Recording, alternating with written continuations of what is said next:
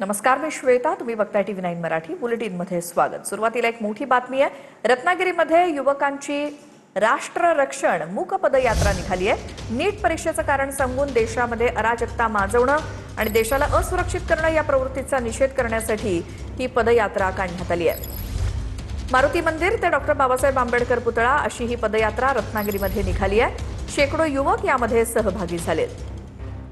अधिक माहितीसाठी जाऊया थेट रत्नागिरीत. आमचे प्रतिनिधी मनोज लेले आपल्या सोबत आहेत. राष्ट्ररक्षण मूक पदयात्रा याबद्दल काय माहिती? या ठिकाणी राष्ट्ररक्षण मूक पदयात्रा या ठिकाणी सुरुवात झालेली पाहायला मिळते आहे.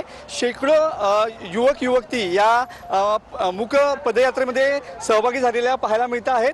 भारताचा तिरंगा ध्वज हातामध्ये आहे आणि नीट पेपर फुटीच्या आडून देशामध्ये अराजकता निर्माण करणाऱ्या देशद्रोही वृत्तींचा जाहीर निषेध करण्यासाठी हा या ठिकाणी मूक पदयात्रा निघालेली पाहायला मिळते आहे. मोठ्या संख्येनं रत्नागिरीकर या मूक पदयात्रेमध्ये या ठिकाणी सहभागी झालेले पाहायला मिळत आहेत. विविध संघटना त्याचप्रमाणे विविध पक्षाचे पदाधिकारी सुद्धा या ठिकाणी सहभागी झालेले आहेत. त्याचप्रमाणे मोठ्या संख्येनं युवक युवती देखील या ठिकाणी सहभागी झालेल्या पाहायला मिळत आहेत.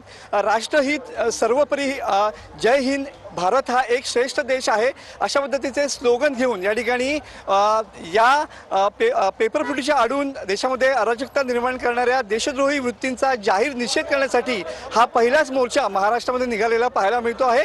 मोठ्या संख्येनं सध्या तुम्ही बघू शकता की मनोज, या सगळ्या माहितीसाठी धन्यवाद.